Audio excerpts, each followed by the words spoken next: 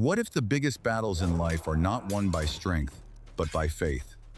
This is the story that proves it.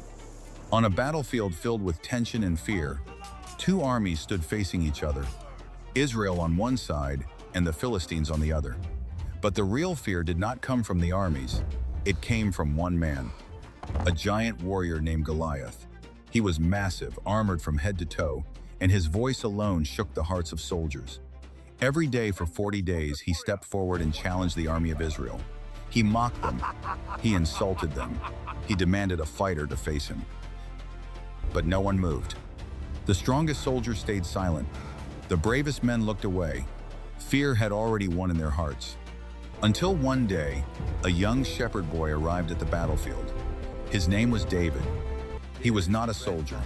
He carried no armor, no sword, no experience in war. He had only come to deliver food for his brothers. But when he heard the giant's voice and saw the fear of God's people, something inside him changed. David stepped forward. He asked why no one was fighting. He questioned the fear that had paralyzed an entire army. And then, to everyone's shock, he declared that he would face the giant himself. People laughed. Soldiers doubted him. Even the king tried to stop him. He was too young, too small, too inexperienced. But David's confidence was not built on size or strength. It was built on faith.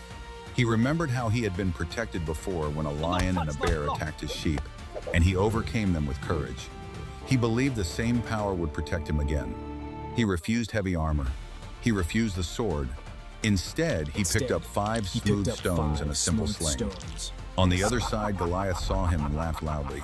He mocked him, insulted him, and moved forward with full confidence that victory was already his. But David did not move back even a step.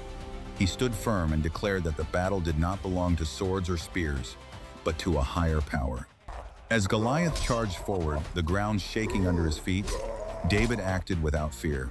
He placed a stone in his sling, spun it with precision, and released it with full strength.